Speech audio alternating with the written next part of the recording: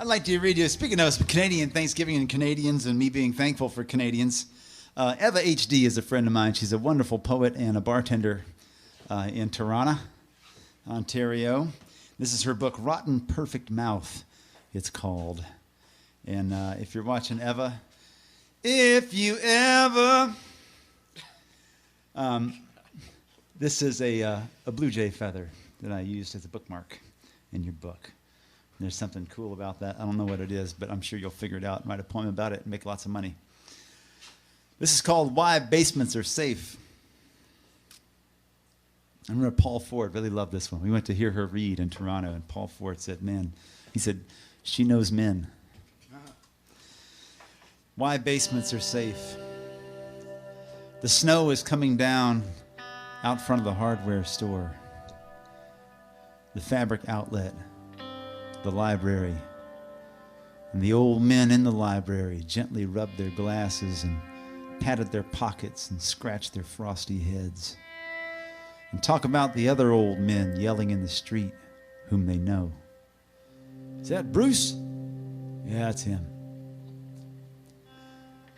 The snow is pounding down like a herd of ballerinas and fills up the window between mystery and romance with its white weight.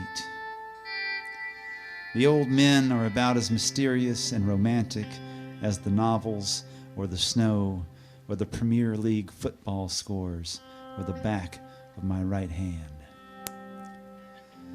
And speaking of people's hands and how they worship their fathers and hate the backs of the hands of their stepfathers in whose hands they are placed like losing lottery tickets, it's no wonder that a boy could grow up into a man and still feel safe in basements and lonely with women even after 20, 30 years.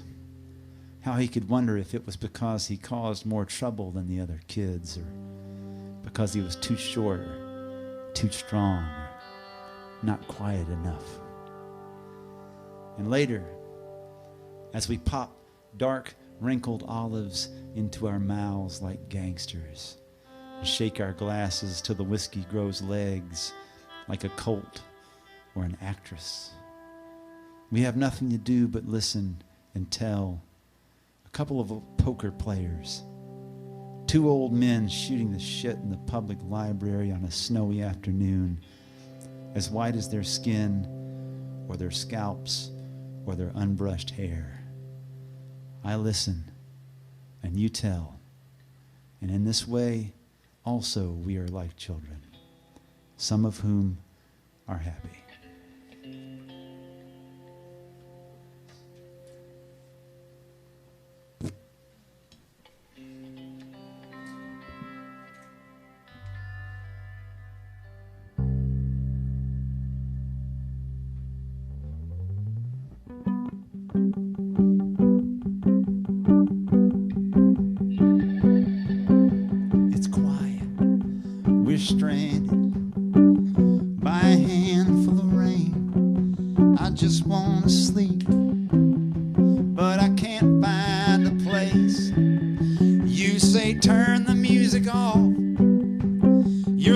On the phone, on the edge, all alone,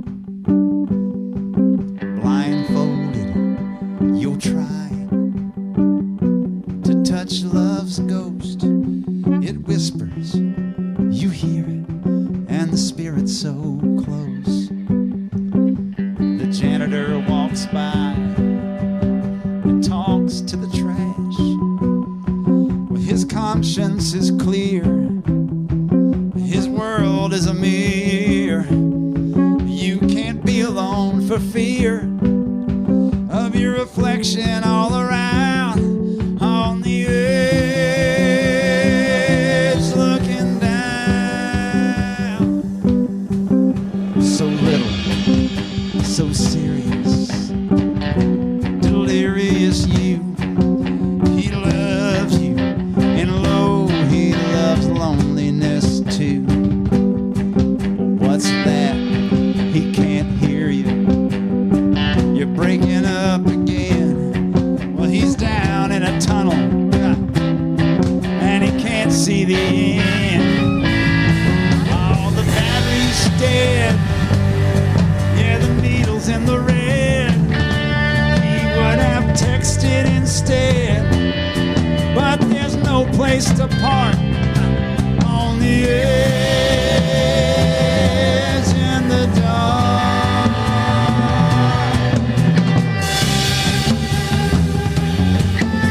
Forever is murder.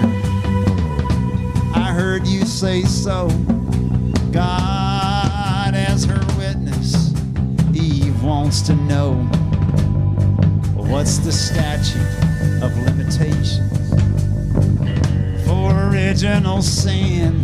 She's evicted and naked at the airport again. Lot's wife should have stayed. She just turned around to wave, and the agent at the gate said your exodus has been delayed. God's harder on girls. God's harder on girls on the edge of the world. On the edge of the world.